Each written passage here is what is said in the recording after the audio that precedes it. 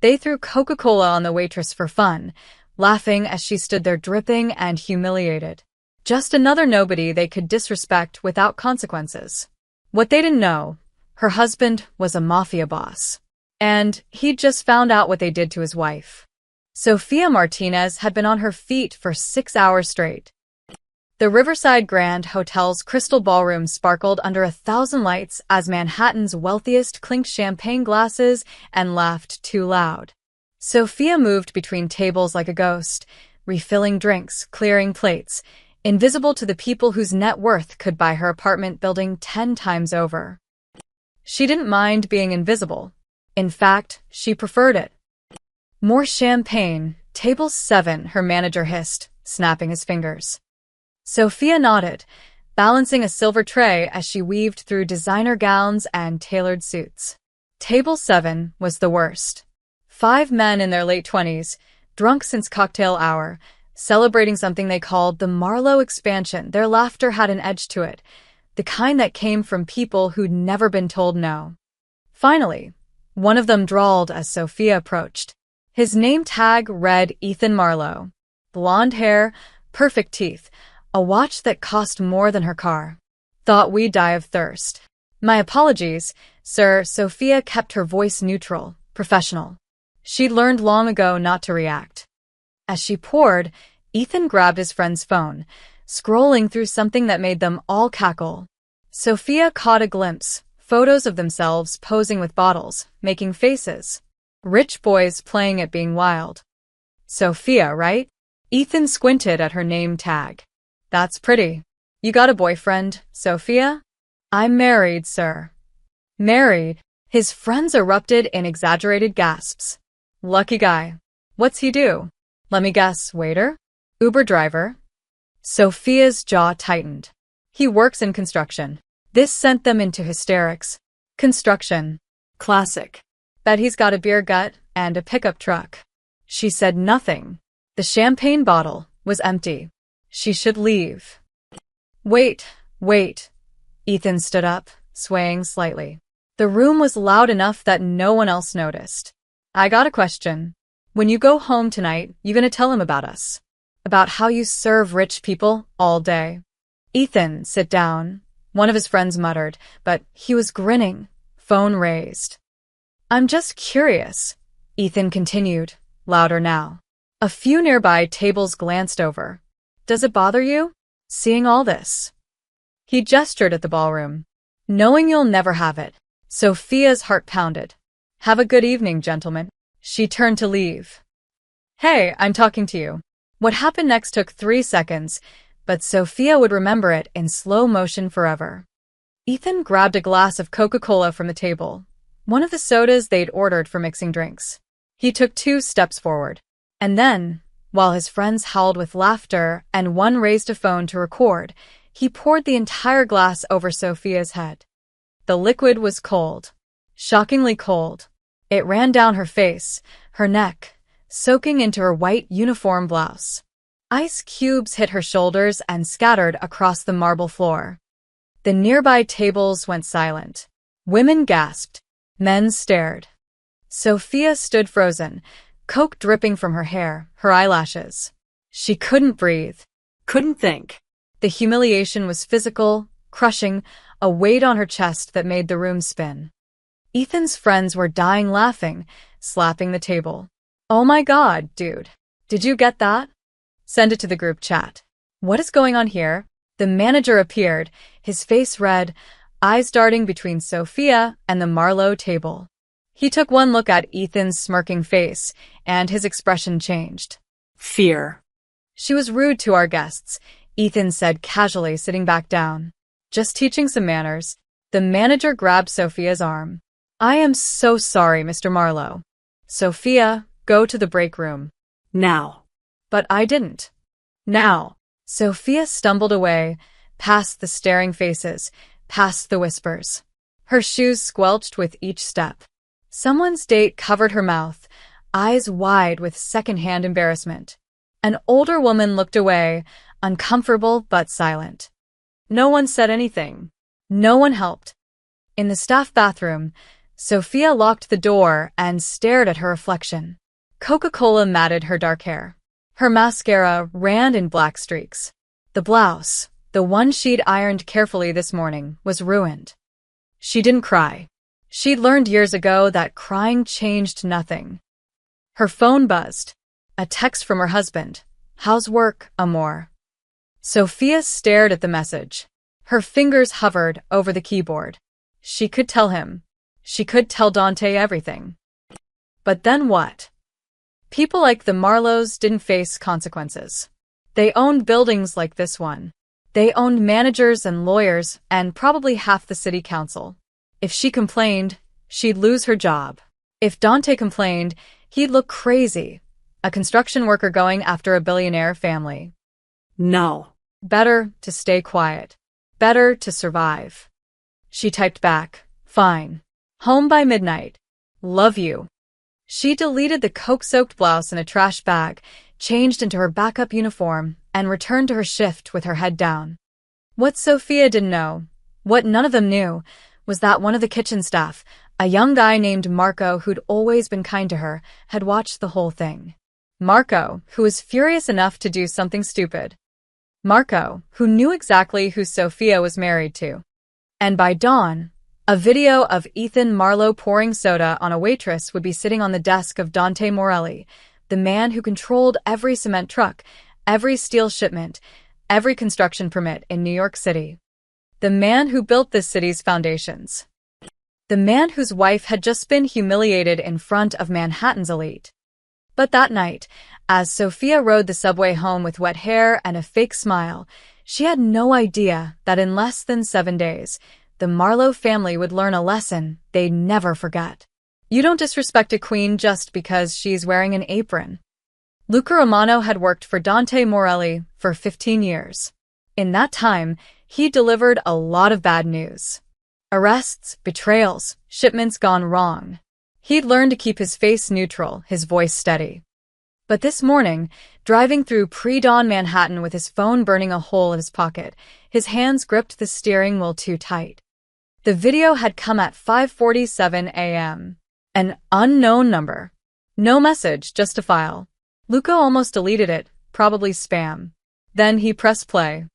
23 seconds that made his blood go cold. By 6:15, he was pulling up to Dante's brownstone in Brooklyn, the one that didn't appear on any property records. The one with flowers in the window boxes and a basketball hoop in the driveway. The house that looked like it belonged to a normal family.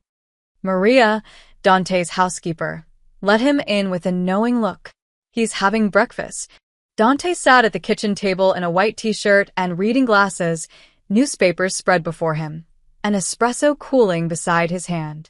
At 45, he still had the build of the construction worker he'd once been, broad shoulders, calloused hands. His hair was graying at the temples. He looked like any other working-class guy starting his day. He glanced up. Luca. 6 a.m. This better be important. Luca set his phone on the table. You need to see this. Dante frowned but picked up the phone. Luca watched his boss's face as the video played. The ballroom. The laughter. Ethan Marlowe's smirking face. The glass tipping. Sophia's frozen expression as Coca-Cola poured over her head. Dante's jaw tightened. His knuckles went white around the phone. The video ended. Silence filled the kitchen except for the tick of the wall clock. When? Dante's voice was quiet. Dangerous. Last night. Riverside Grand Hotel. Some charity gala. Luca paused. Kitchen worker sent it to me. Kid named Marco. He's clean, works with Sophia sometimes. Said he couldn't sleep after watching it happen. Dante played the video again. And again. His face showed nothing, but Luca knew that look.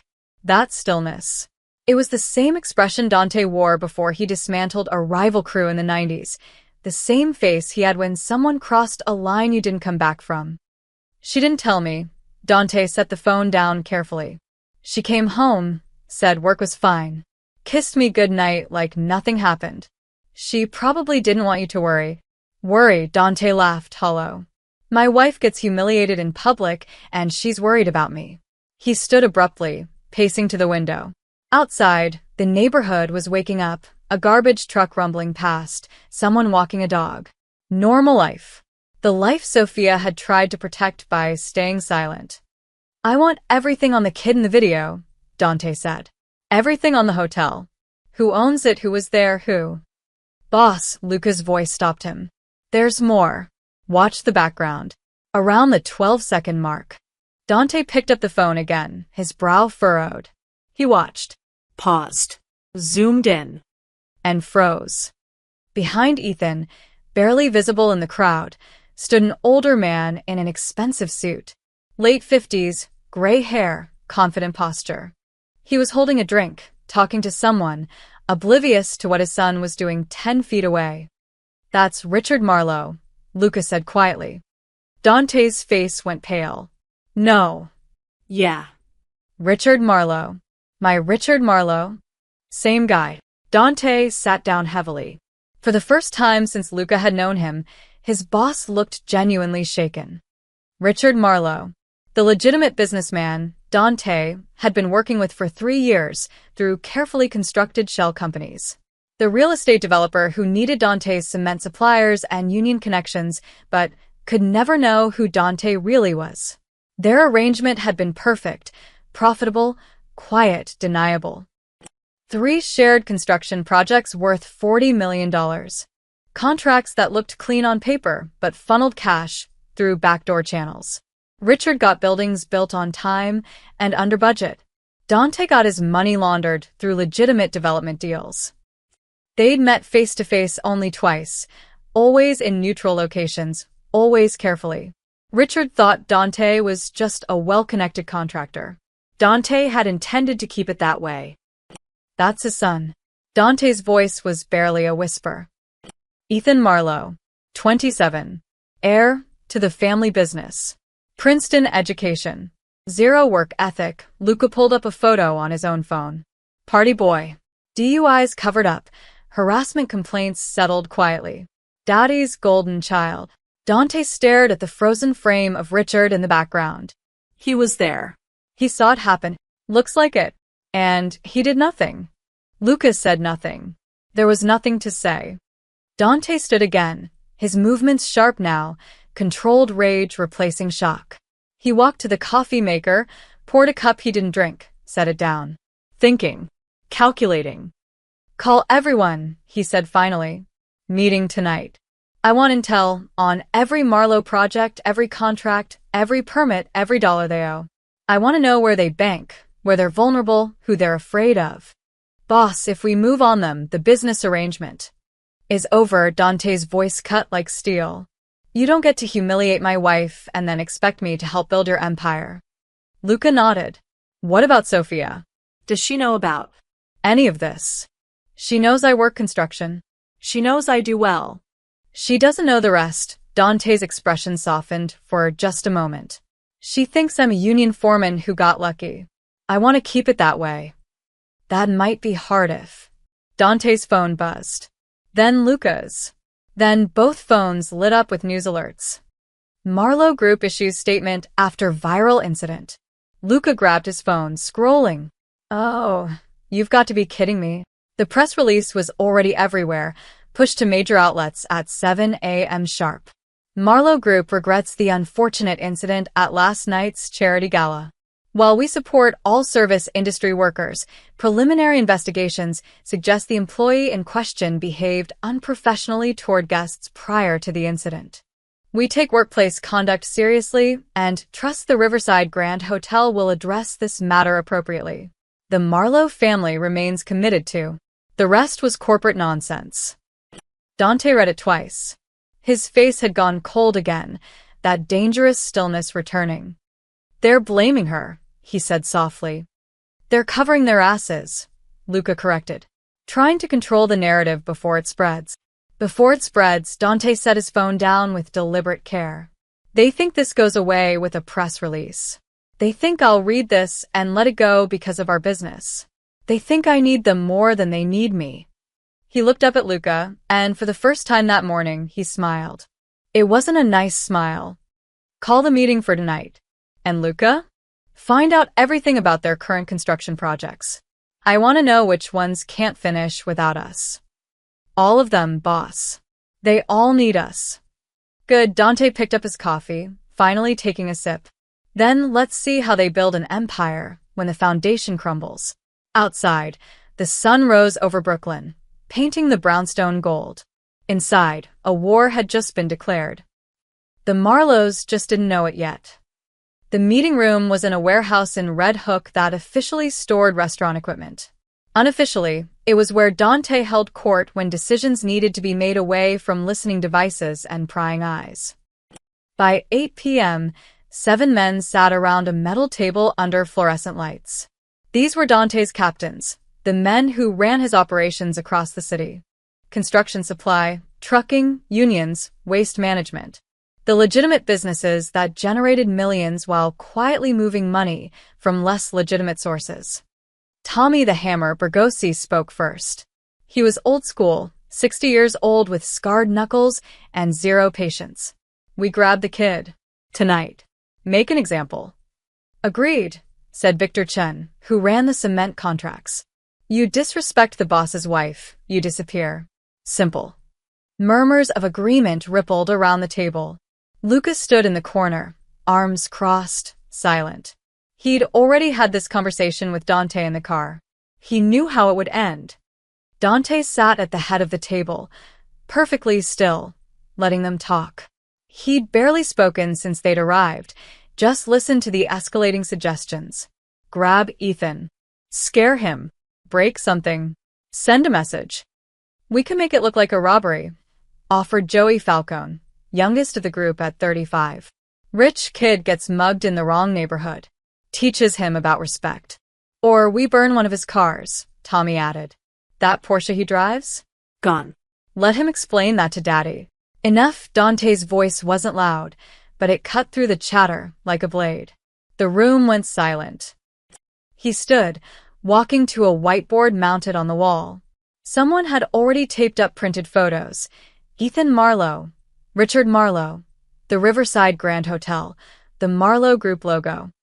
What do you think happens, Dante said slowly, if we grab Ethan Marlowe tonight? Tommy frowned. He learns a lesson. No. His father calls the police. The real police, not the ones we know. FBI gets involved because kidnapping crosses state lines. Every camera in Manhattan gets reviewed. Every phone gets tapped. Dante turned to face them. We get heat we don't need over a spoiled kid. So, we do nothing? Victor's voice rose with frustration. They humiliate Sophia, and we just take it. I didn't say we do nothing. Dante's eyes went cold. I said we don't grab him. This isn't the 90s, Victor. We don't solve problems with baseball bats anymore. Then what? Tommy spread his hands. They already put out that press release calling Sophia unprofessional. They're making her the villain.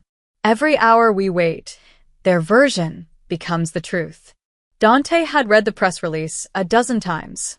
Each reading made his jaw tighten more. Sophia had come home at midnight, exhausted, and gone straight to bed. She still didn't know it had gone public. Didn't know strangers on the internet were debating whether she deserved it. She'd wake up tomorrow to a nightmare.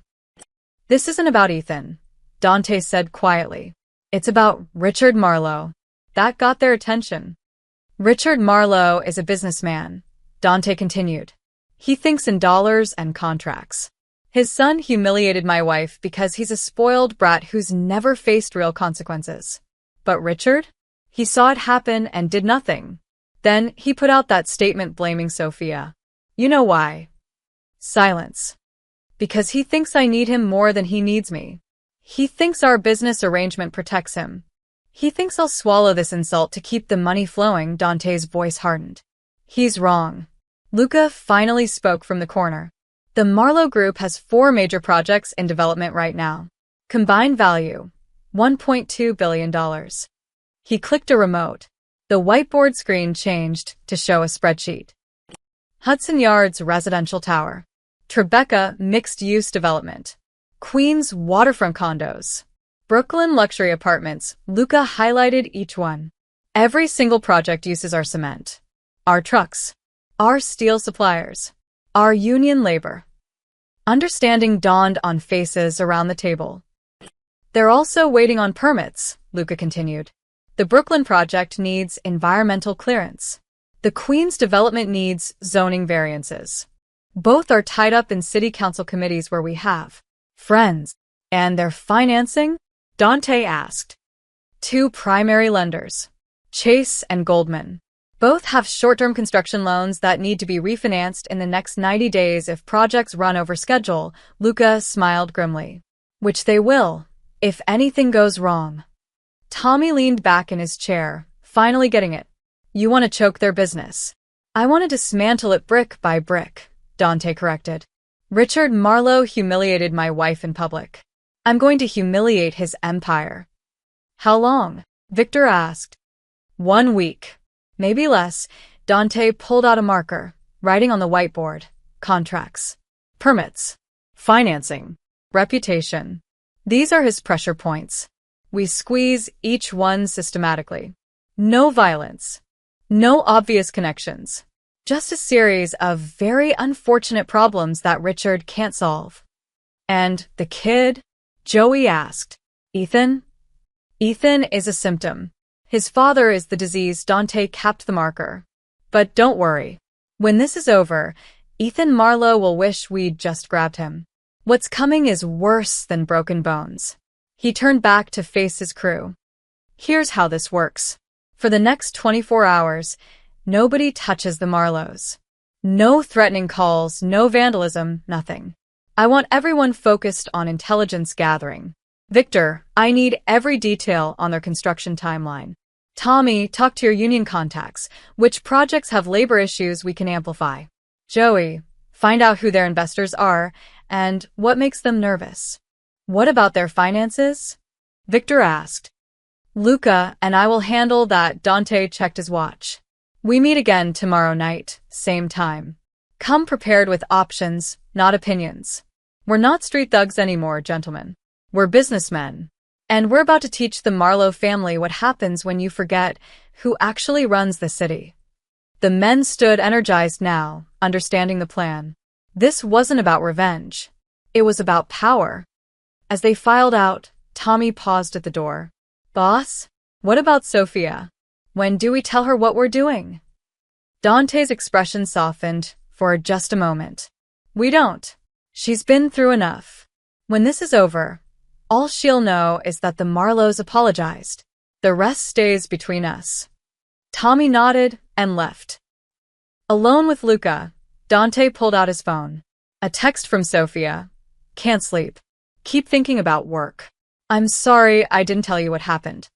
So she'd seen the news. His heart ached. He typed back. Nothing to be sorry for. I love you. We'll talk in the morning. Luca watched him. She's going to figure it out eventually. Maybe Dante pocketed his phone. But by then, it'll be over. Come on. We have debt contracts to review. They turned off the lights and locked the warehouse. Outside, Brooklyn slept, oblivious. In Manhattan, Richard Marlowe probably slept too, confident his press release had contained the damage. He had no idea that his empire's foundation was already cracking. The countdown had begun. Day 3 began in a coffee shop in Midtown. Victor Chin sat across from a city planning clerk named Dennis Wu, an old college friend who owed him favors. They talked about basketball, families, the rising cost of rent. Casual. Normal. By the way, Victor said, sliding an envelope across the table. My daughter's school fundraiser. Hoping you can contribute. Dennis peeked inside. $5,000 in cash. His eyes widened, but he didn't hesitate. He'd taken Victor's money before. Of course. Happy to help. Appreciate it. Victor pulled out his phone, pretending to check messages. Random question. You still working on that Marlowe project in Brooklyn? The waterfront development? The Atlantic Yards expansion? Yeah, still sitting on my desk. Dennis sipped his coffee. Environmental impact review. Could take months. Could it take longer? Dennis met his eyes. Understanding passed between them. Could take 6 months. Maybe more if new concerns get raised. That would be unfortunate for them. Very unfortunate. Dennis pocketed the envelope. I'll make sure it gets the thorough review it deserves. Victor nodded and left.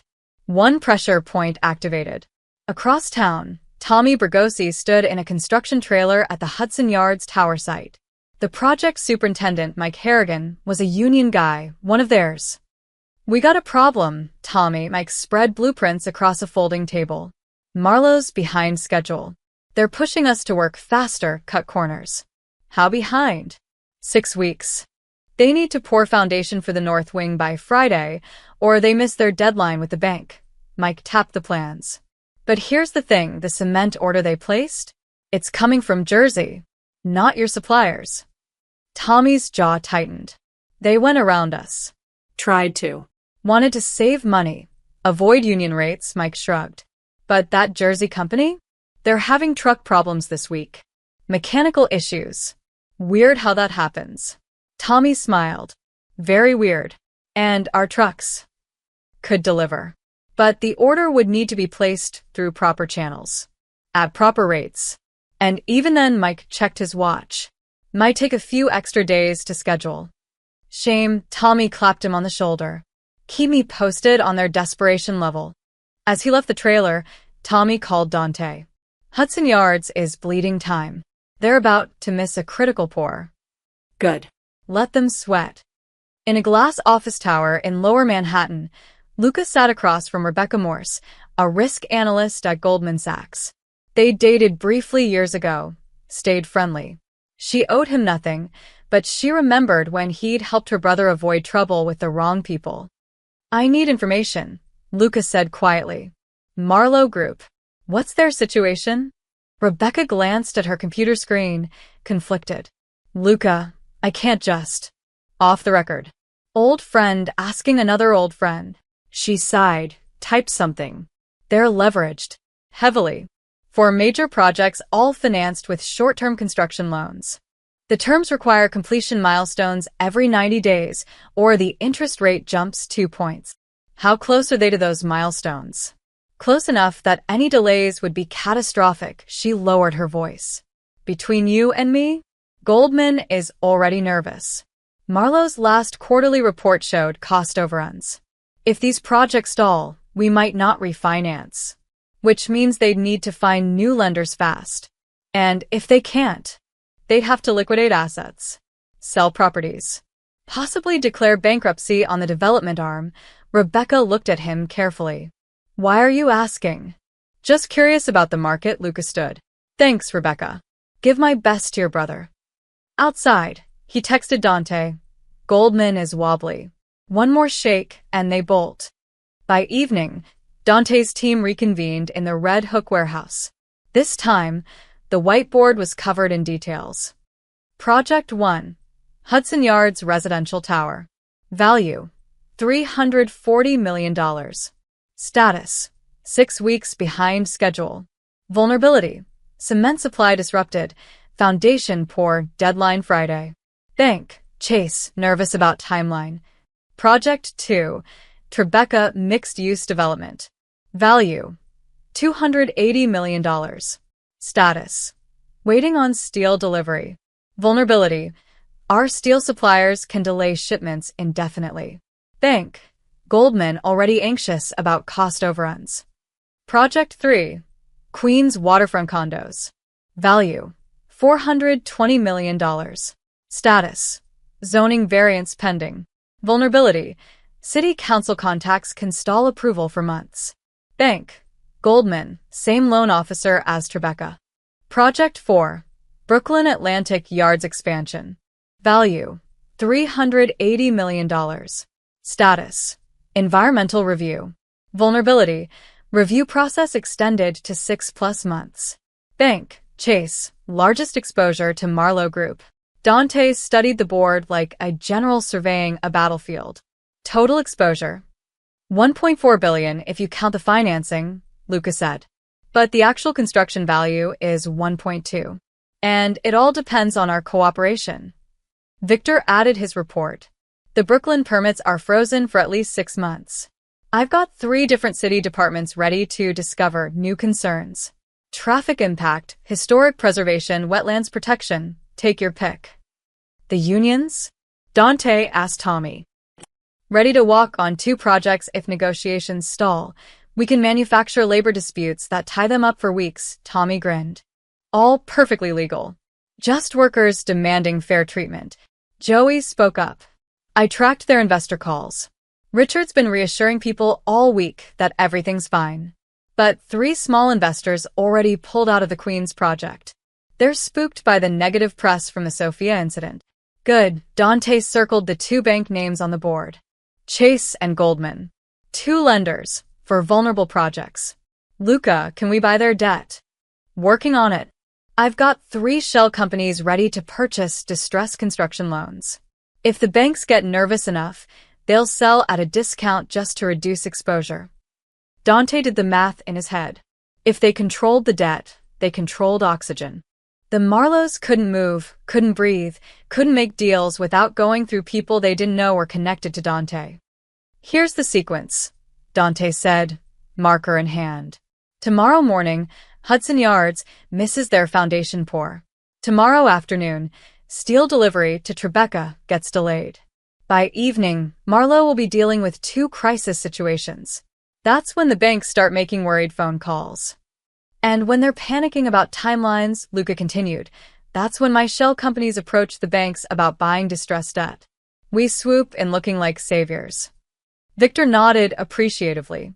They won't even know we're behind it. Exactly, Dante capped the marker. Richard Marlowe thinks this is about a spoiled kid pouring soda. He doesn't understand he's already losing a war he doesn't know he's fighting. Tommy leaned forward. When does he realize? When it's too late, Dante checked his phone. A news alert. Marlowe Group stock down 3% on construction concerns. The market was already smelling blood. Gentlemen, we're not just mapping weak points anymore. We're activating them. Dante looked at each man. As of tomorrow morning, the Marlowe empire starts crumbling. Slowly enough that they don't panic. Fast enough that they can't stop it. What about Ethan? Joey asked. Kid's still posting on social media like nothing happened. Partying in the Hamptons this weekend. Dante's expression darkened. Let him party. When his father's empire collapses, Ethan will learn that some humiliations can't be fixed with daddy's money. The meeting ended. Men dispersed into the Brooklyn night, each with their assignments.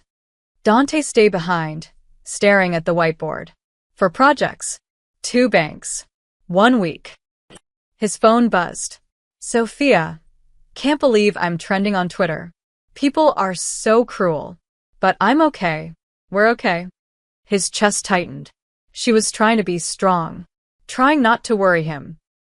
He typed back, you're the strongest person I know. This will pass. I promise. What he didn't say, it will pass because I'm going to make sure the people who hurt you lose everything. Dante turned off the lights. Tomorrow, the pressure began. The Marlows were about to learn that foundations don't just hold up buildings. They hold up empires. And Dante controlled every single one. The call came at 2:47 a.m. Richard Marlowe fumbled for his phone, squinting at the screen. Project manager, Hudson Yards. He sat up in bed, his wife groaning beside him. This better be important, Mike. Mr. Marlowe, we have a problem. The superintendent's voice was tight. The cement trucks didn't show up. Richard's brain struggled through sleep fog. What do you mean didn't show up? We have a critical pour scheduled for 6 a.m. I know, sir. But the Jersey supplier called an hour ago. Said their entire fleet is down for emergency maintenance. Transmission failures across multiple trucks. They can't deliver. All of them? At once. Richard was fully awake now, alarm bells ringing. That's impossible. That's what I said. But they're adamant. Earliest they can deliver is next week. Next week. Richard threw off the covers, pacing. We miss this pour. We miss our milestone. Chase will trigger the penalty clause. That's $2 million. I'm aware, sir. Call our backup suppliers. Someone in this city has cement trucks. I've been calling for an hour. Mike's voice carried defeat. Everyone's booked solid or having equipment issues. It's like the whole supply chain picked tonight to fall apart. Richard's stomach nodded. Keep trying. Offer double rates. Triple. I don't care. We cannot miss that deadline. He hung up and immediately dialed his COO, then his head of operations. Within 20 minutes, his entire executive team was awake, making calls, pulling strings. Nobody could help. At 6:30 a.m., the Hudson Yards site sat silent. No cement trucks. No pour. Just union workers standing around, collecting hourly wages for doing nothing. At 7:15 a.m., Richard's phone rang again. Tribeca, project manager. Please tell me you have good news, Richard said. Steel delivery is delayed. Supplier says there's a traffic accident blocking their route. They'll try again tomorrow. Tomorrow? We're already behind schedule. I know, sir. I'm as frustrated as you are.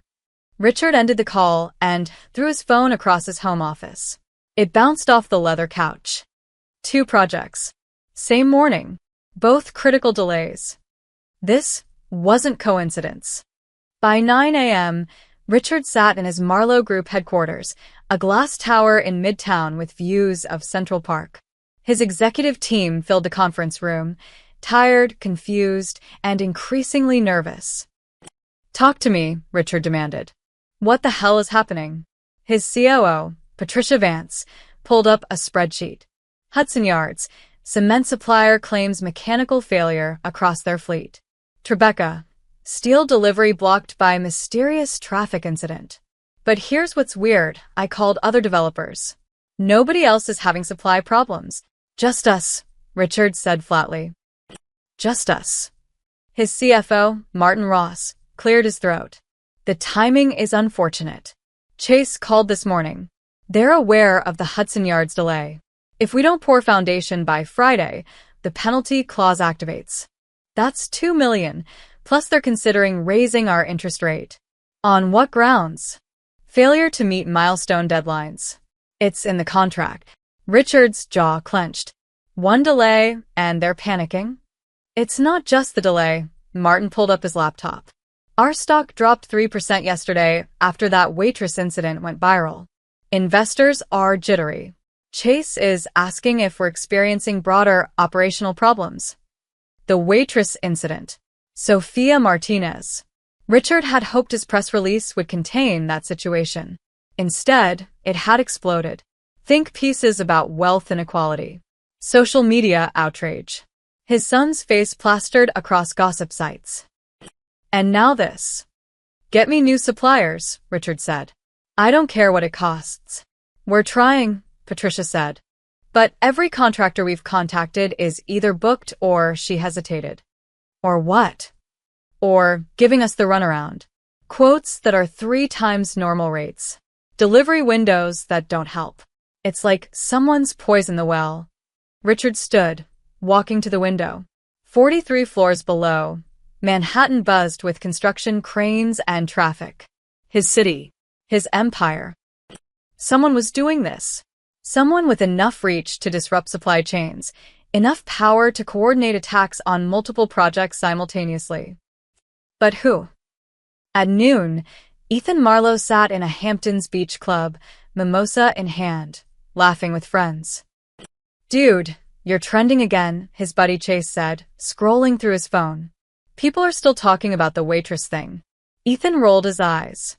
It was a joke. People need to chill. Your dad's press release didn't help. Made it worse, actually. Dad knows what he's doing. Ethan waved a hand dismissively. By next week, nobody will remember her name. His phone buzzed. Dad calling. Again. Ethan declined the call. He'd already listened to one lecture this morning about family reputation and being more careful. He didn't need another. Everything cool? Chase asked. Fine. Just Dad stressing about work stuff. Ethan signaled for another mimosa. Nothing I need to worry about. What Ethan didn't know, what his father was frantically trying to tell him, was that Marlowe Group stock had dropped another 2% by lunch. That 2 major investors were requesting emergency calls. That rumors were starting to circulate about operational instability. The empire wasn't just stressed. It was showing cracks. By 4 p.m., Richard had made 17 calls.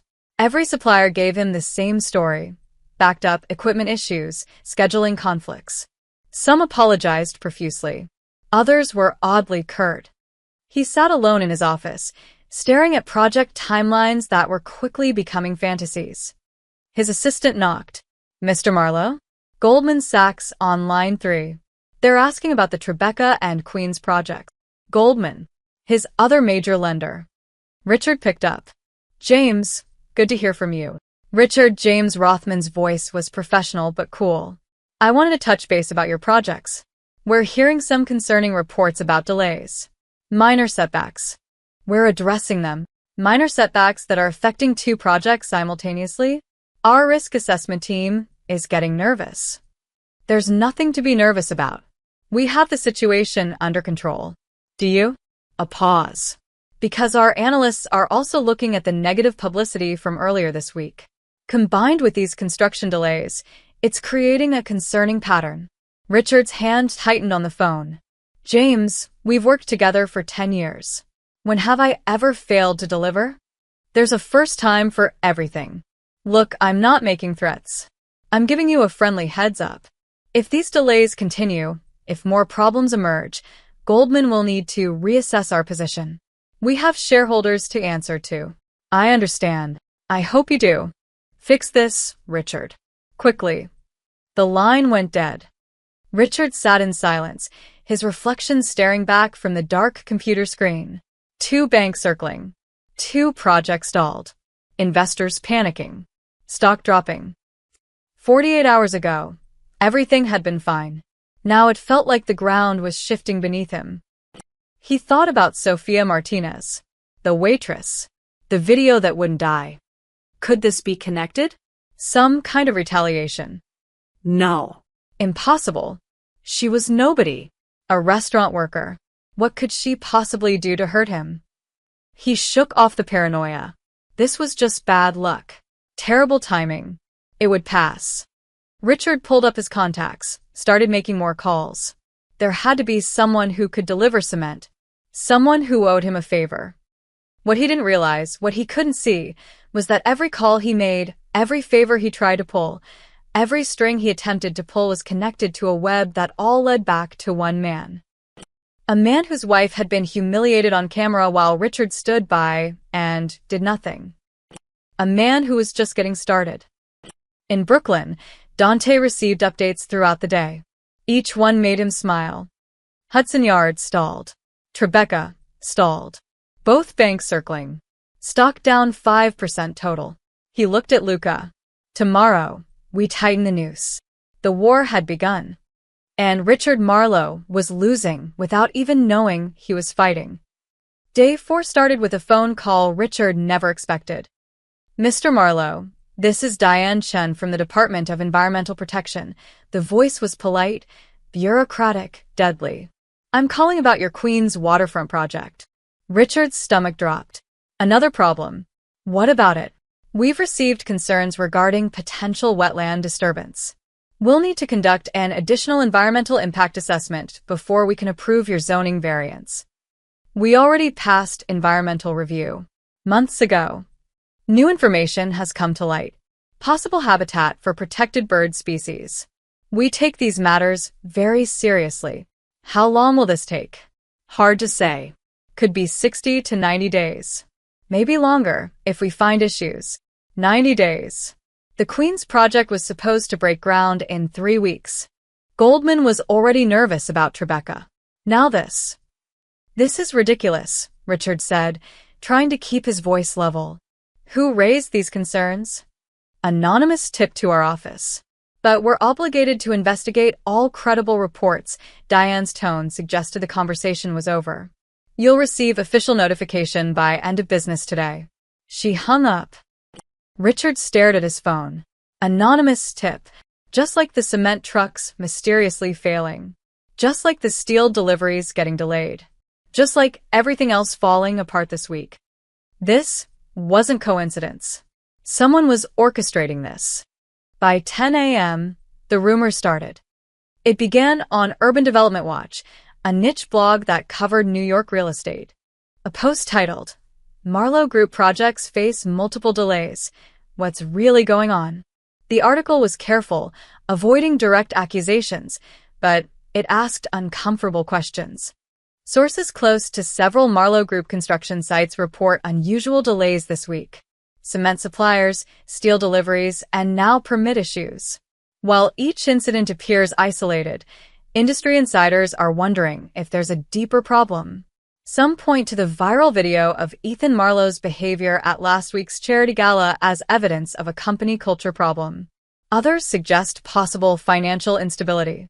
By noon, the story had been picked up by 3 other real estate blogs. By 2 p.m., the New York Post real estate section ran a brief item: Marlowe Group faces construction headaches. By 4 p.m., Richard's investor line was ringing off the hook. Richard, what's going on? Marcus Chun, a Hong Kong investor with $30 million in the Tribeca project, didn't waste time with pleasantries. I'm reading about permit problems, supply chain issues. Should I be concerned? Absolutely not. Just some unfortunate timing. Unfortunate timing? Marcus's voice sharpened. I put serious money into this development based on your timeline. Now I'm hearing it could be delayed months. We're working through some temporary setbacks. The same week your son becomes a viral villain? The same week your stock drops 5%? Forgive me for seeing a pattern. Richard's jaw clenched. Marcus, I've never missed a deadline with you. Have I? There's always a first time. I want a call tomorrow with concrete answers. Not promises. Answers. The line went dead. 3 more calls followed. Different investors, same anxiety. Everyone wanted reassurance Richard couldn't provide because he didn't understand what was happening. Patricia Vance knocked on Richard's office door at 5 p.m., her face grim. More bad news? Richard asked. City Council postponed the vote on the Brooklyn Atlantic Yards variance. Said they need more time to review community feedback. Community feedback? We addressed all their concerns months ago. Apparently new concerns have emerged. Traffic studies. Historic preservation questions. A council member is calling for a full public hearing. Patricia sat down heavily. Richard, something's wrong. This isn't normal bureaucratic delay. It's coordinated. Richard had been thinking the same thing all day. Who has this kind of reach? Who can disrupt supply chains, influence city permits, and plant stories in real estate blogs simultaneously? Someone with serious power.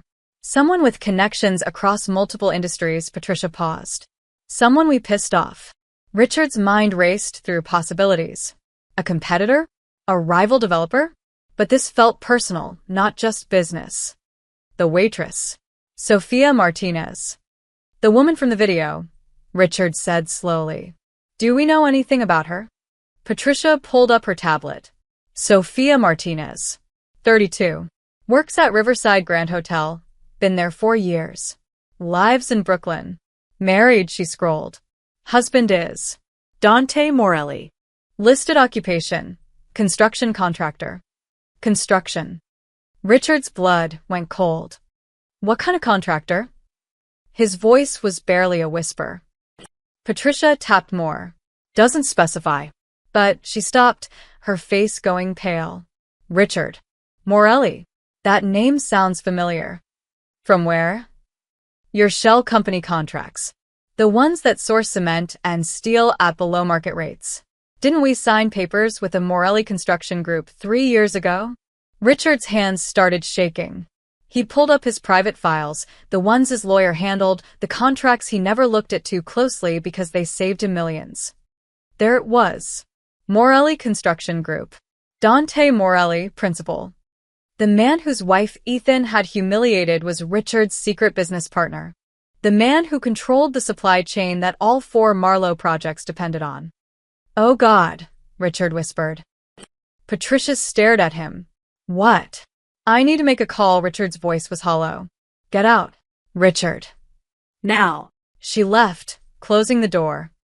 Richard's fingers trembled as he scrolled through his contacts. There, the private number he'd used only twice before. The direct line to Dante Morelli's office. He pressed call. It rang once. Twice. 3 times. You've reached Morelli Construction. Leave a message. Voicemail. but Richard knew Dante had to be there, had to be watching this number. Dante, it's Richard Marlowe. I think we need to talk. About recent developments. Call me back. Please. He hung up and waited. 5 minutes. 10. 20. No callback. Richard tried again. Voicemail. And again. Voicemail. And again. The message was clear. Dante Morelli wasn't taking his calls. At 7 p.m., Richard sat alone in his office, the city lights twinkling below. His empire, built over 30 years, was shaking. Stock down 7% now. 2 banks getting nervous. Investors demanding answers. Project stalled. All because his idiot son poured soda on a waitress. No. All because Richard had stood there and watched it happen. All because he'd released that press statement blaming her. All because he'd assumed the woman was nobody, powerless, someone who could be crushed without consequence. He'd been catastrophically wrong. His phone buzzed. A text from an unknown number. Stop calling. You'll get your meeting when I'm ready. Not before. Richard's hands trembled as he typed back. I can explain. Let me fix this. The response came immediately. You can't fix humiliation with a phone call, Richard. You should know that by now. Then nothing. The number went dark. Richard sat in the silence of his office, understanding finally settling over him like a burial shroud. Dante Morelli wasn't just angry. He wasn't looking for an apology or a payoff. He was systematically destroying everything Richard had built. And Richard had given him the blueprint 3 years ago, when they became partners. Outside, night fell over Manhattan. In the glass buildings and construction sites and city offices, the pieces of Dante's plan continued to fall into place. The noose was tightening, and Richard Marlowe had just realized his neck was in it. Richard's emergency board meeting began at 8 p.m. in the Marlowe Group's executive conference room. 12 people sat around polished mahogany, lawyers, executives, board members. All of them looked exhausted. We're being targeted, Richard said without preamble. Systematically. Deliberately. And I know by whom. He told them about Dante Morelli. About the shell companies. About Sofia Martinez. About the connection he'd been too blind to see. His head counsel, Gerald Strauss, went pale. You're saying our primary supplier is married to the woman in the video? I'm saying our primary supplier, I asked the woman's husband. And he's been cutting off our air supplies since Tuesday. Then we sue him, Patricia said. Breach of contract. Tortious interference. We bury him in litigation. Gerald held up a hand. Wait. Let me pull those contracts. He spent 5 minutes on his laptop, his expression growing darker. Finally, he looked up. We can't sue. What do you mean we can't sue? Richard's voice rose. He's deliberately sabotaging our projects. Technically, he isn't. Morelli Construction Group doesn't directly supply us. They supply the suppliers who supply us. The contracts are structured through intermediaries. Very carefully structured. Gerald's finger traced connections on his screen. If we sue, we'd have to explain these shell company arrangements in court. That means exposing financial structures we've used to avoid taxes and regulatory oversight for 3 years. Silence. How bad? Patricia asked quietly. Federal investigation bad. IRS audit bad. Possibly RICO charges bad. Gerald removed his glasses. These contracts were designed for plausible deniability. They work great when everyone's cooperating. But if we sue, we're essentially revealing our own illegal financial engineering. Richard felt the walls closing in. So, we just let him destroy us. I'm saying litigation isn't an option. At least not against Morelli directly, Gerald thought for a moment. What about City Hall? Can we pressure the permit offices to speed things up? Patricia shook her head. Already tried. Called in every favor. Everyone's suddenly unable to help. Either they're genuinely backlogged or someone's gotten to them first. Someone named Morelli, Richard muttered.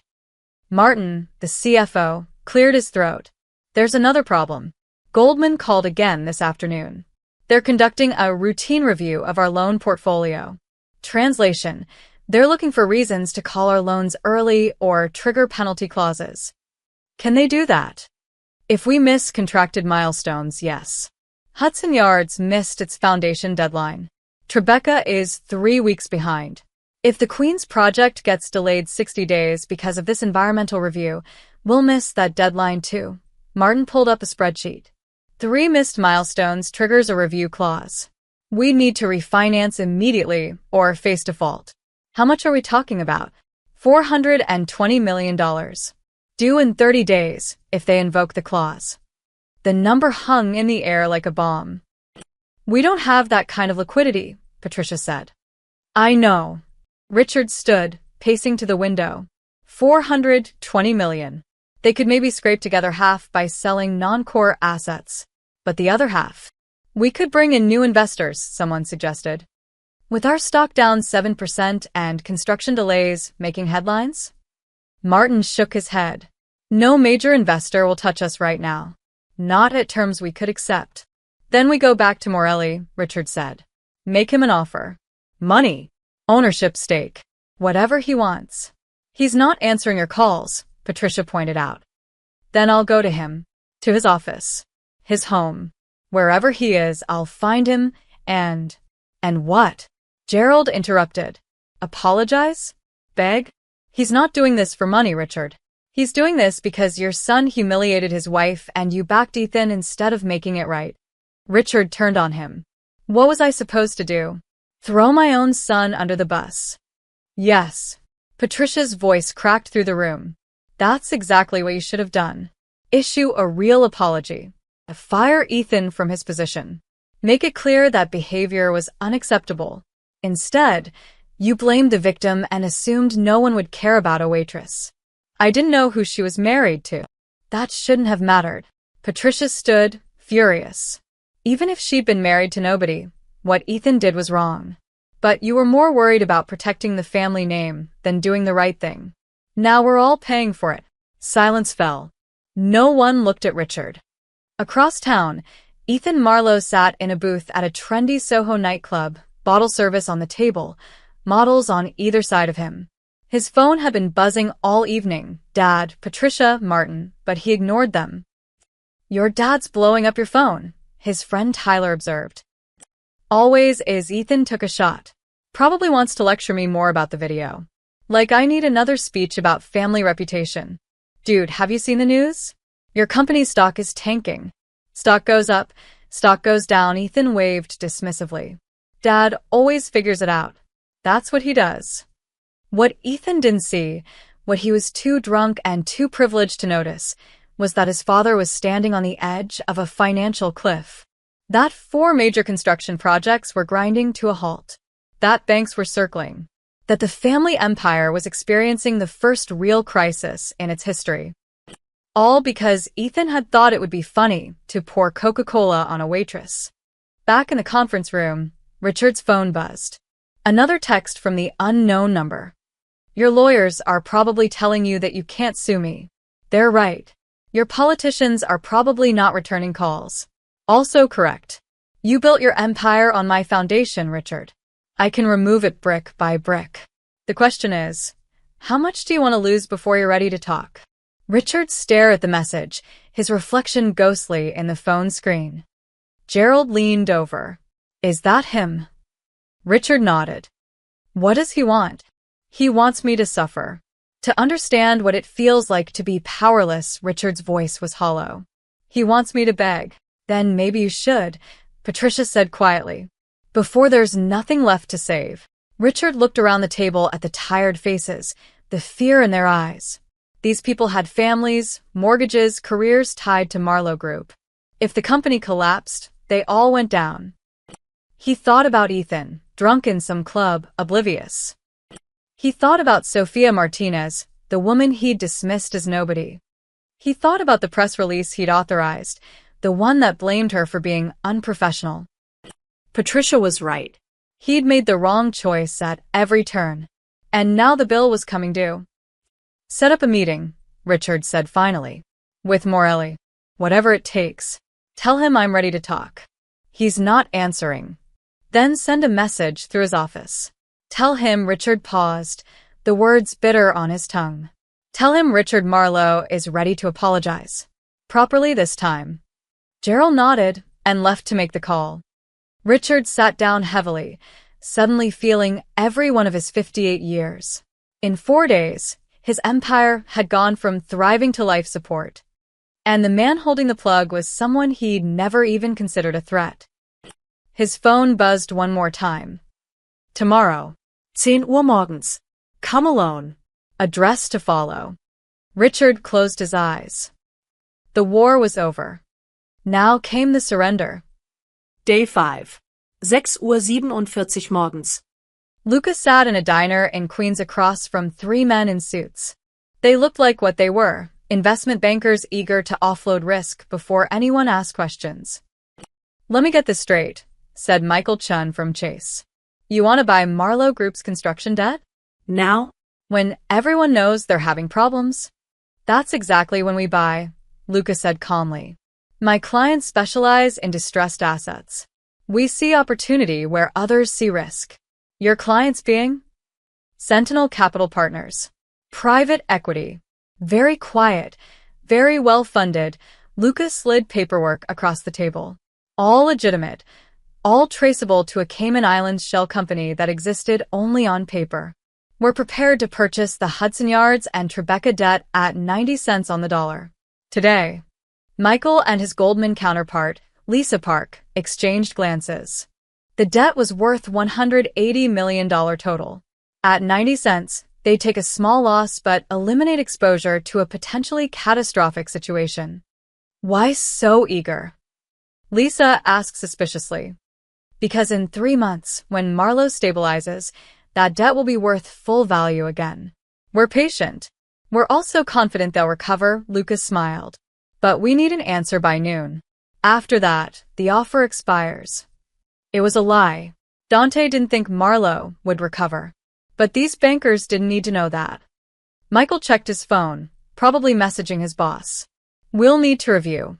No time for review. Noon deadline. Take it or keep riding the Marlowe sinking ship, Lucas stood. My number's on the card. Call me when you decide. He left them staring at the paperwork. By 9:30 a.m., Luca had met with 2 more groups. Same pitch. Same tight deadline. Same barely concealed desperation from the bankers. By 10:15 a.m., his phone started ringing. Chase agreed first. 90 cents on the dollar for the Hudson Yards debt. $85 million changing hands by wire transfer before lunch. Goldman followed at 10:47. The Tribeca and partial Queens debt. Another $95 million. A smaller regional bank holding Brooklyn project financing called at 11:20. They were so eager to dump their exposure they accepted 85 cents on the dollar. $48 million. By noon, Dante's network of shell companies controlled $228 million in Marlowe Group debt, roughly 35% of their total outstanding construction financing. Luca called Dante from his car. It's done. We own them. Good. Now we wait. Richard's phone rang at 1:15 p.m. His banker at Chase, Robert Crawford, sounded uncomfortable. Richard, I wanted to give you a heads up about something. What now? Richard's voice was flat. He'd barely slept. We sold your Hudson Yards debt this morning to a private equity firm called Sentinel Capital Partners. Richard sat up straight. You what? It's standard practice. Banks regularly sell construction debt to manage portfolio risk. I wanted you to know because technically your primary lender has changed. Who are these people? Sentinel Capital? They're a private firm. Offshore registration. They specialize in distressed assets. We're not distressed. Richard, Robert's pause said everything. Your stock is down 9%. 3 projects are stalled. The press is asking questions. From our perspective, selling that debt was prudent risk management. How much of our debt did you sell? Just the Hudson Yards project. $85 million. Richard's hands went cold. Who else is selling? I can't speak for other banks. Robert. Who else? You should probably call Goldman. Richard hung up and immediately dialed Lisa Park at Goldman Sachs. We were going to call you, Lisa said, defensive. Market conditions made it necessary. How much? The Tribeca debt and part of the Queen's financing. $95 million total. Richard, this doesn't change anything operationally. You still make the same payments, same terms. To whom? To this Sentinel Capital? And a few other entities. Look, this is completely normal. Banks sell debt all the time. Not all at once, they don't. Not when a developer is in the middle of multiple projects. Richard was shouting now. You're bailing on me. We're managing risk. There's a difference. I've been with Goldman for 10 years. And we hope for 10 more. But recent developments made this necessary. I'm sorry, Richard. She didn't sound sorry. She sounded relieved. Your new lenders will contact you about payment processing. The line went dead. Richard sat in his office, his hands shaking. In one morning, 2 major banks had sold his debt to mysterious entities. That never happened. Unless someone was buying it. Someone who wanted leverage. His phone buzzed. Martin, his CFO, calling. Tell me you heard, Richard said. I heard. It's worse than you think. Regional Trust Bank also sold our Brooklyn debt. That's 3 banks, Richard. $228 million in debt changing hands in one morning. To who? Different entities. Sentinel Capital Partners. Hudson Investment Group. Riverside Holdings. All private equity, all offshore. I'm trying to research them now, but... Martin's voice cracked. Richard, I can't find anything. No track records, no public filings, no history. It's like they didn't exist until this week. Richard's blood turned to ice. They're shell companies. That's my guess. All controlled by the same person. Probably. Morelli, Richard said the name like a curse. Almost certainly. Richard stood, walked to his window. Below, construction cranes dotted the skyline, his projects, his legacy. Except they weren't really his anymore. Not if Dante Morelli controlled the debt. What can he do with that debt? Richard asked quietly. Anything he wants. He can call it early if we miss milestones. He can demand immediate payment.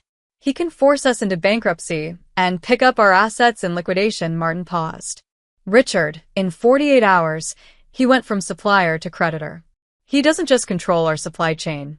He controls our financing. We can't move without his permission. The full scope of Dante's strategy hit Richard like a physical blow. This wasn't just about revenge. It was a hostile takeover executed with surgical precision. Disrupt the projects. Tank the stock. Panic the banks. Buy the debt cheap. Control the empire. How do we fight this? Richard asked. We don't. We can't. Not without destroying ourselves in the process. Martin's voice was hollow. He's already won, Richard. The question now is what terms he'll offer. Richard's phone buzzed again. The unknown number. Check your bank accounts. Notice anything different? That's what powerless feels like. See you tomorrow at 10 a.m. Address: 847 With Avenue, Brooklyn. Come alone. Bring your son. Bring your son. So this wasn't just about Richard. Ethan would have to face the consequences too. Richard forwarded the message to Ethan with 3 words. Be there. No excuses. Then he collapsed into his chair and stared at the ceiling. In 4 days, Dante Morelli had done what Richard thought impossible. He'd taken a billion-dollar empire and reduced it to a puppet whose strings he now controlled. All because of a glass of Coca-Cola. All because Richard had forgotten a fundamental truth. In New York City, the men who build the foundations hold all the power. And Richard had just learned exactly how much. Tomorrow would be the reckoning. Tonight was just waiting for the axe to fall. The emergency board meeting reconvened at 8 p.m. This time, Ethan Marlowe sat at the table. He'd shown up angry, summoned from a dinner reservation by his father's text that read, Conference room. Now. Your future depends on it. Now, sitting between executives who wouldn't meet his eyes, Ethan's anger was giving way to confusion. "Someone explain what's happening," Ethan said. "And why I had to cancel my plans for this." Richard stared at his son, really looked at him. The expensive haircut, the designer suit, the Rolex that cost more than most people's cars. 27 years old and never worked a real day in his life. Never faced a real consequence. That was about to change. "Tell him," Richard said to Martin. "Tell him what his little prank cost us." Martin pulled up spreadsheets on the conference room screen. "In the last 4 days, Marlowe Group stock has dropped 11%. We've lost approximately $180 million in market capitalization. 3 major construction projects are stalled. 2 city permits are frozen. And as of this morning, we no longer control 35% of our own debt." Ethan blinked. "What does that mean?" "It means," Patricia said coldly, "that someone bought our loans from the banks. Someone who now has the power to bankrupt us whenever they choose." Who? "Dante Morelli." Richard's voice was ice. "The husband of the woman you poured Coca-Cola on for fun." The color drained from Ethan's face. "The waitress? Her name is Sofia Martinez," Patricia snapped. "And her husband controls the construction supply chain for the entire city. He's been systematically destroying our company since Tuesday. Because of you." "That's insane. Over some soda? Over humiliation." Richard slammed his hand on the table. "You humiliated his wife in front of hundreds of people while your friends recorded it. What did you think would happen?" "I thought," Ethan faltered. "I thought she was nobody." "She is somebody," Gerald said quietly. "She's married to the most powerful man in New York construction.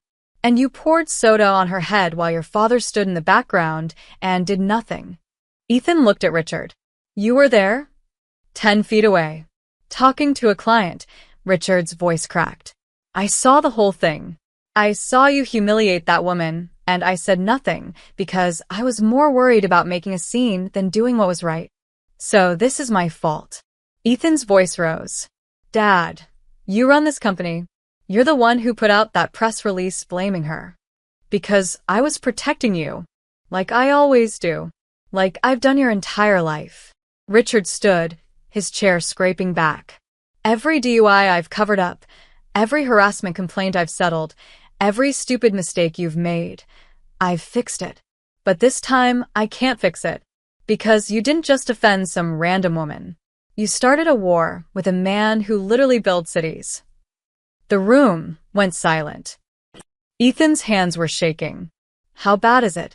"We're looking at bankruptcy," Martin said flatly.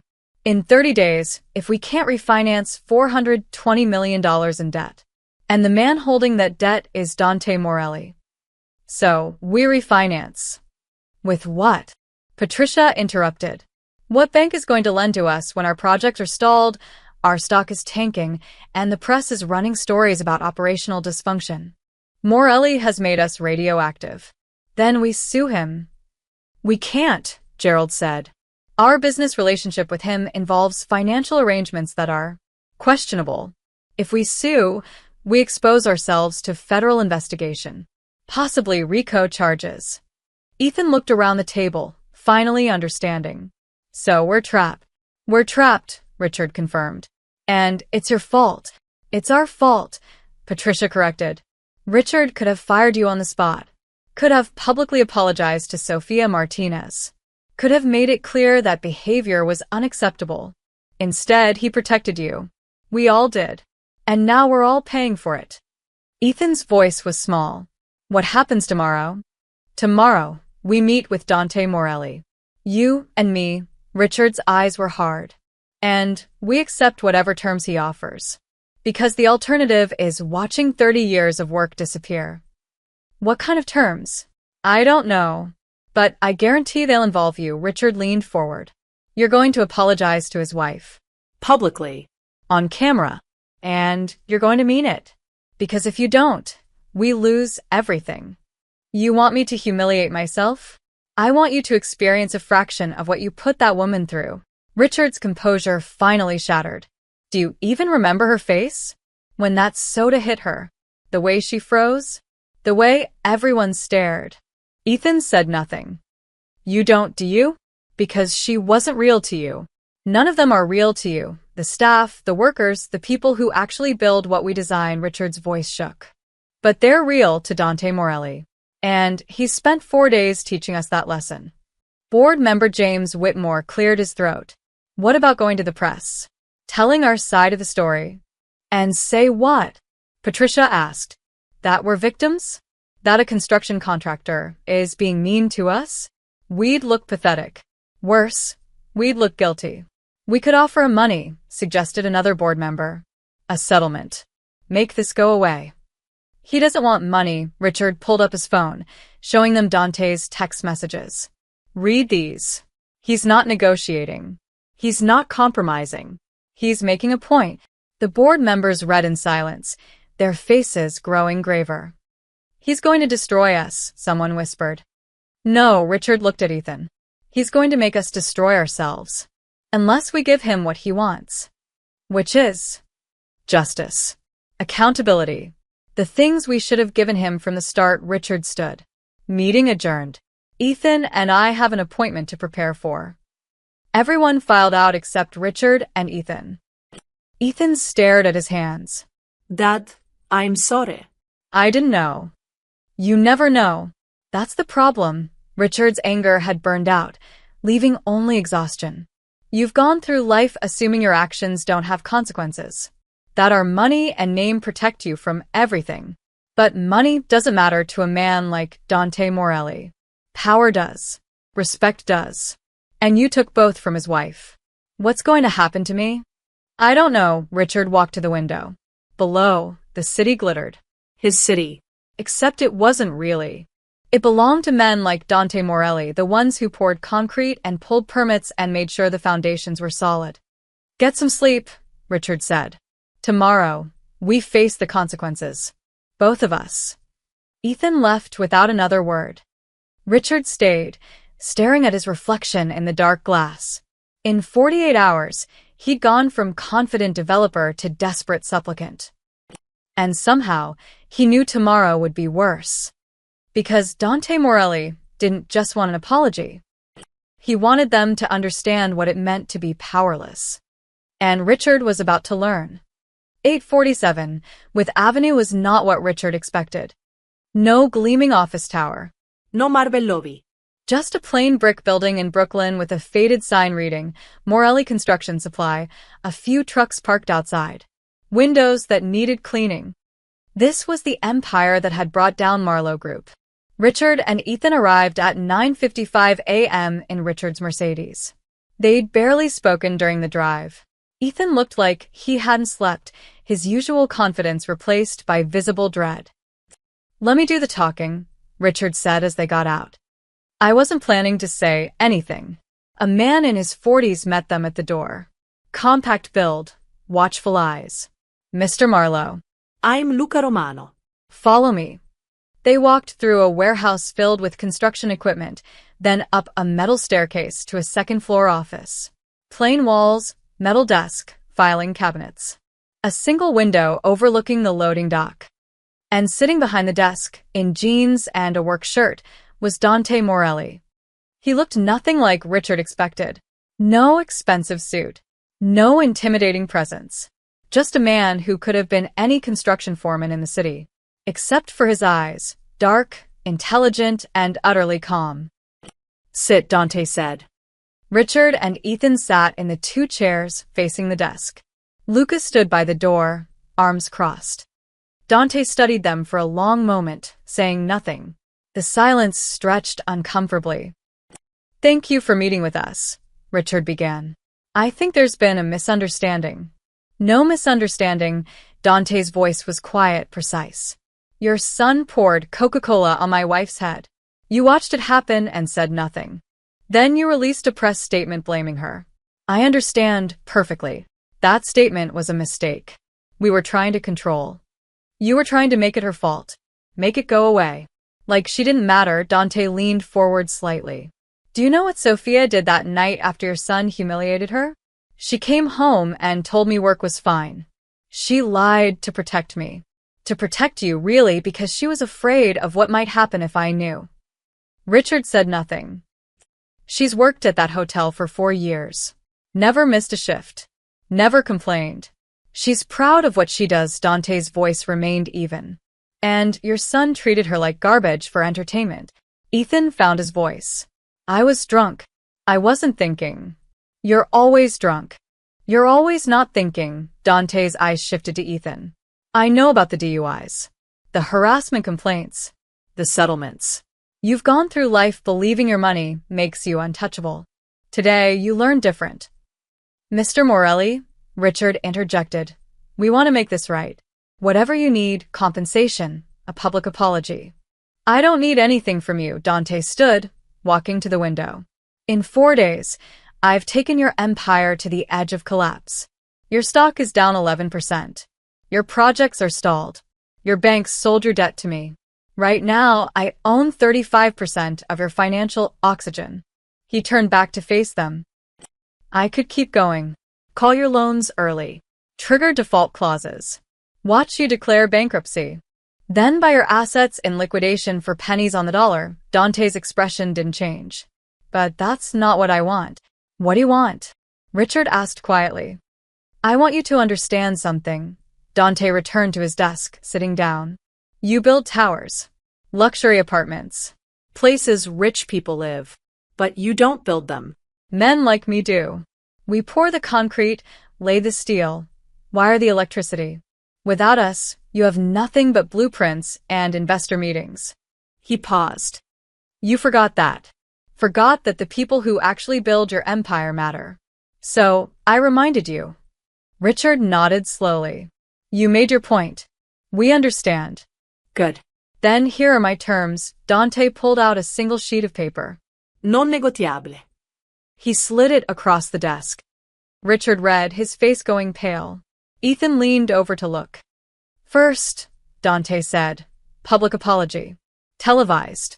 Both of you, to Sophia, acknowledging what happened and taking full responsibility. No qualifiers. No excuses. Your PR team will coordinate with mine. Agreed, Richard said immediately. Second, $50 million donated to the Hospitality Workers Relief Fund, a charity that supports restaurant workers dealing with abuse and harassment. The donation happens before the press conference. Richard's jaw tightened, but he nodded. Done.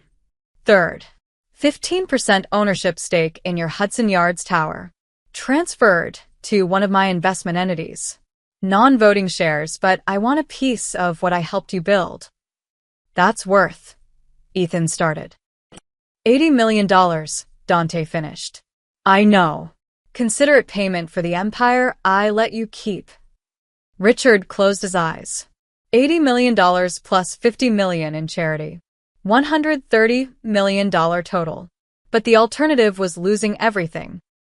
Acceptable, Richard said hoarsely. Fourth, Dante's eyes locked on Ethan. You disappear. No more public events. No more parties that end up on social media. No more representing Marlowe Group at functions. You become invisible. For how long? Ethan asked. Until I say otherwise. Could be a year. Could be 5. You'll work in the company, but behind the scenes. No press. No spotlight. No more chances to embarrass your family. Ethan's face flushed red. You can't. I can. And I am. Dante's voice never rose. You wanted to humiliate someone for fun? Now you learn what real humiliation feels like. Being reduced to nothing. Being invisible. Ethan, Richard's voice was sharp. Agreed. Dad. Agree, or we lose everything. Ethan stared at the desk, his hands clenched into fists. Finally, barely audible. Fine. Dante pulled out 4 copies of a contract. These formalize everything. Sign them. Richard picked up a pen, his hand trembling slightly. He signed all 4 copies. Ethan followed, his signature angry and jagged. Dante signed last, then handed 2 copies back. The press conference is scheduled for tomorrow, noon. My office will send details. The donation needs to clear by tonight. It will, Richard promised. Dante stood. The meeting was over. One more thing, Dante said as they reached the door. Sophia doesn't know I did this. She doesn't know about our business relationship or what I'm capable of. She thinks I'm just a contractor who got lucky. I want to keep it that way. We won't say anything, Richard said. Good. Dante's expression softened slightly. She's a good person. Better than any of us in this room. What you did to her was unforgivable. But I'm giving you a chance to make it right publicly. Don't waste it. Richard nodded, unable to speak. They left, walking through the warehouse, climbing into the Mercedes, driving away from the plain brick building where their empire had been saved at the cost of their pride. $130 million, Ethan said finally. For spilling a drink. No, Richard's voice was hollow. For forgetting that other people matter. That actions have consequences. That money doesn't protect you from everything. They drove back to Manhattan in silence. Behind them, in his office, Dante made a phone call. It's done, he told Luca. Press conference tomorrow. After that, we release the supply chains. Let their projects continue. The debt. We keep it. Insurance policy.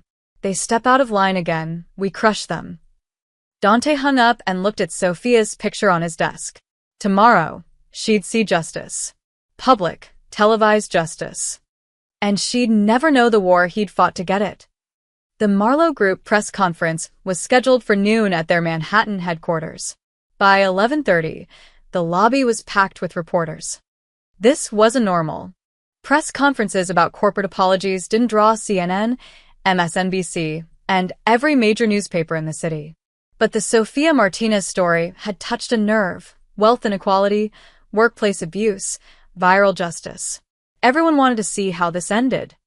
Sophia sat in her apartment in Brooklyn, watching the live stream on her laptop. Dante had called that morning. Watch the news at noon, he'd said. Trust me. She'd been confused but curious. Now, seeing the Marlowe Group logo on screen, her stomach knotted. The press room filled. Cameras clicked. Reporters murmured. Then Richard and Ethan Marlowe walked in. They looked nothing like the confident billionaires from the gala photos. Richard's face was drawn, gray. Ethan's usual smirk was gone, replaced by obvious discomfort. They took seats at a table with microphones, no PR team flanking them, no lawyers whispering advice. Just two men, alone, facing consequences. Richard cleared his throat. Thank you for coming. We called this press conference to address an incident that occurred last week at a charity gala. He paused, collecting himself. My son, Ethan, poured a beverage on a waitress named Sophia Martinez. He did this deliberately, while others laughed and recorded. I was present. I saw it happen. And I did nothing to stop it. The room was silent except for camera shutters. Following the incident, our company released a statement suggesting Ms. Martinez had behaved unprofessionally. That statement was false. Ms. Martinez did nothing wrong. She was simply doing her job when my son decided to humiliate her for entertainment. Richard's voice cracked slightly. What my son did was deplorable. What I did, standing by, then blaming the victim, was equally deplorable. We allowed our wealth and privilege to convince us that other people's dignity didn't matter. We were catastrophically wrong. He turned to the camera, looking directly into it. Ms. Martinez, I am profoundly sorry. You deserved respect, dignity, and basic human decency. Instead, you received cruelty and injustice. There is no excuse for what happened to you. None. Ethan shifted uncomfortably. Richard nodded at him. Ethan leaned toward his microphone. For a moment, Sophia thought he might refuse to speak. Then, quietly, I was drunk. But that's not an excuse. I humiliated you because I thought it was funny. Because I've gone through life treating people as entertainment. As things that don't matter. His voice was tight, fighting emotion. What I did to you is wrong. Completely wrong. And I'm sorry. I know that doesn't fix anything. But I'm sorry. A reporter raised her hand. Are you apologizing because you want to, or because your company is facing financial difficulties? Richard didn't hesitate. Both. Our company has suffered consequences for our behavior As it should. Those consequences forced us to confront what we'd done. To see Ms. Martinez as a real person, not collateral damage in our privileged lives. What consequences specifically? Construction delays. Investor concerns. Stock decline. The market responded to our moral failure with economic consequences. That's appropriate. Another reporter. What about the financial arrangements? Some sources suggest you've lost significant assets. We're making a $50 million donation to the Hospitality Workers Relief Fund, which supports service industry workers facing abuse. Additionally, we're transferring ownership stakes in one of our properties to charity. Richard's jaw tightened. These aren't punishments. They're attempts at restitution. Mr. Ethan Marlowe, a reporter called. Will you continue in your role at Marlowe Group? Ethan looked at his father, then back. I'll be working behind the scenes. No public role. No representing the company. I need to learn that visibility is a privilege, not a right. The humiliation on his face was obvious. Real. The press conference continued for 20 minutes. Question after question. Richard and Ethan answered all of them, never deflecting, never making excuses. When it ended, they left without the usual confident stride. They looked smaller, diminished. Sophia sat frozen, tears running down her face. They'd apologized. Really apologized. On camera. In front of the world. Her phone exploded with messages. Friends, coworkers, strangers who'd followed the story. The video was already going viral, not the original humiliation, but this. Two powerful men brought to their knees by accountability. Did you see? Her coworker Maria texted. They actually did it. Sophia couldn't respond. She just watched the replay, over and over, hardly believing it. In a coffee shop, Dante watched on his phone, Luca beside him. It's already got 2 million views, Luca said. Trending #1 on Twitter. The reactions were swift and brutal. This is what actual accountability looks like. Billionaires finally facing real consequences. Never thought I'd see it. That wasn't PR. That was a public execution. Within an hour, the narrative shifted. This wasn't just an apology, it was a symbol. Proof that even the wealthy and powerful could be held responsible. By 3 p.m., the effects rippled through Dante's network. Cement trucks are rolling to Hudson Yards, Victor reported. Just got the green light. Steel delivery confirmed for Tribeca, Tommy added. City permits are suddenly moving forward, Joey said with a smile. Environmental review expedited. Zoning variance approved. It's like magic. It wasn't magic. It was Dante giving a silent signal that the war was over. The Marlowes had paid their debt. Construction could resume. By evening, Marlowe Group stock had stabilized. Up 2% by closing bell. Investors, seeing the public accountability and signs that projects were moving again, stopped panicking. Banks that had been nervous relaxed. Goldman quietly indicated they wouldn't call any loans early. Chase sent Richard a message congratulating him on handling the situation appropriately. The empire was breathing again. But everyone knew the truth. Dante Morelli held the strings. One wrong move, one slip back into arrogance, and he could pull them again. At 8 p.m., Dante came home to his brownstone in Brooklyn.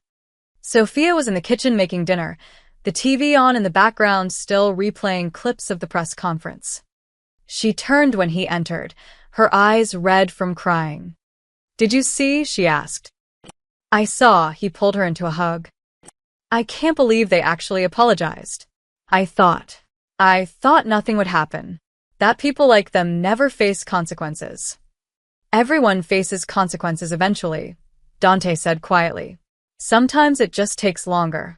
Sophia pulled back, studying his face. You seem unsurprised. I'm glad you got justice. That's all. She searched his eyes, some instinct telling her there was more to this story. But she didn't push. Thank you, she said finally, for being here, for supporting me through this. Always, Amor. Always. They ate dinner together, watching the news coverage. Sophia smiled for the first time in a week, reading supportive messages from strangers who'd seen her fight and win. What she didn't know, what she would never know, was that her husband hadn't just supported her. He'd waged a silent war, dismantled an empire, bought their debt, controlled their fate, all without firing a shot. All because someone had forgotten that the woman serving drinks was someone's wife, someone's love, someone who mattered. Dante Morelli had reminded them, and the whole city had watched the lesson. Day 7. Night. The city had moved on to new scandals, new outrages. But in certain circles, boardrooms, construction sites, city offices, people still whispered about what had happened to the Marlowes. Dante sat in his living room, reading the Wall Street Journal. The headline, Marlowe Group Stabilizes After Tumultuous Week, Project's Resume. The article praised Richard's transparent accountability and noted that construction delays had mysteriously resolved themselves. Analysts called it a remarkable recovery. They had no idea what had really happened. Sophia came downstairs, fresh from a shower, wrapped in Dante's old college sweatshirt. She curled up beside him on the couch. "Still reading about it?" she asked. "Just checking the aftermath." She was quiet for a moment then. "Dante, can I ask you something?" "Always." "How did all this happen? The apology, the press conference, everything?" Her eyes searched his face. "It feels like more than just public pressure." Dante set down the newspaper. He'd known this conversation would come eventually. Sophia was too smart not to wonder. "What do you think happened?" he asked carefully. "I think," she chose her words slowly, "I think the Marlowes had some very unfortunate problems this week. Construction problems. Financial problems. Problems that made them realize they needed to make things right. That's one way to see it. And I think," she continued, "that my husband, who works in construction, might know more about those problems than he's telling me." Dante met her eyes. "Would you want to know?" "Really?" Sophia considered this. The past week, watching powerful men brought low, seeing justice done, it had felt like a miracle, like the universe finally balancing itself. But miracles didn't just happen. Someone made them happen. "You didn't just defend me," she said quietly. "You took down an empire, didn't you?" Dante smiled faintly. "No, amor." "I reminded them who builds their foundations. There's a difference. How much of it was you? Does it matter?" "I guess not." Sophia leaned her head on his shoulder. "I just want to know one thing. Are you safe? Did you do anything that could come back on us?" "Everything I did was legal. Complicated, but legal." Dante kissed the top of her head. "And it's over now. They learned their lesson. We move forward." Sophia nodded, accepting this. Some questions didn't need full answers. "I love you," she said. "Whatever you did or didn't do, thank you for having my back. Always." "That's not negotiable." They sat in comfortable silence, the TV playing low in the background. 3 weeks later, Ethan Marlowe's Instagram account went dark. No more nightclub photos. No more yacht parties. No more designer suits and champagne bottles. Friends texted. He didn't respond. Tabloids called his publicist. No comment. He still worked at Marlowe Group, in a windowless office on the 4th floor, reviewing contract proposals and market reports. Important work. Invisible work. His assistant brought him coffee one morning. "Rough night, Mr. Marlowe?" "Every night's rough," Ethan muttered. He'd learned what true powerlessness felt like. Not having money taken away, his trust fund was intact. But having relevance taken away. Being nobody. Being invisible. Just like he'd made Sophia feel. The lesson was carved into his bones now. Richard Marlowe met with Dante once a month, always at the Brooklyn warehouse, always alone. They reviewed ongoing projects, discussed supply schedules, maintained their business relationship. Richard never missed a meeting, never questioned prices, never complained about terms. He'd learned his place in the ecosystem. "The Hudson Yards Tower is ahead of schedule," Richard reported. "Should complete by July." "Good." Dante reviewed the paperwork. "And the donation?" The charity. 50 million is fully deployed. They've already helped 200 workers dealing with harassment cases. Dante nodded approval. Your son. Invisible. As requested. He's Different now. Quieter. Maybe even learning something. Good for him. Richard hesitated then. I wanted to thank you for not destroying us completely. You could have. I didn't need to destroy you. I needed you to understand. Dante met his eyes. You understand now, yes? Yes, Richard's voice was barely a whisper. I understand. He left with his signed contracts, driving back to Manhattan, still building towers, but never forgetting who made them possible. For weeks after the press conference, Sophia returned to work at the Riverside Grand Hotel. She'd considered quitting. The memories were painful, but she realized that would be letting them win in a different way. So she walked through those doors with her head high. The staff applauded when she entered. Quietly, respectfully, but they applauded. Marco hugged her. Even the manager, red-faced and awkward, mumbled an apology. I should have defended you that night. I'm sorry.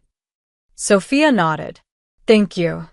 She worked her shift, served tables, brought drinks, did her job with pride. When wealthy patrons came through, some recognized her. A few whispered. Most looked away, uncomfortable. But Sophia noticed something else. They were polite now. Careful. They said please and thank you. They didn't snap fingers or make demands. Word had spread. The waitress who brought billionaires to their knees. The woman you didn't disrespect. At the end of her shift, an elderly woman at table 7 left a note with her tip. Thank you for showing them that dignity matters. We're all rooting for you. Sophia folded the note carefully and put it in her pocket. That night, she came home to Dante cooking dinner, his terrible attempt at pasta that would probably be inedible but would be made with love. How was work? He asked. Good. Really good. Actually, she kissed his cheek. People were nice, respectful, as they should be. I think I'm going to be okay, Sophia said. Better than okay. I feel like I matter now. Like people see me. Dante turned from the stove, taking her hands. You always mattered, Amor. Some people just needed to be reminded. She smiled. My mysterious husband who builds foundations. That's me. They ate terrible pasta and laughed about their day and talked about ordinary things. Because that's what they were. Ordinary people. A contractor and a waitress. Building a life together in Brooklyn. The world would never know that Dante Morelli controlled the city's construction empire. That he'd brought down billionaires with a phone call and rebuilt them with a nod. That was fine. He didn't need recognition.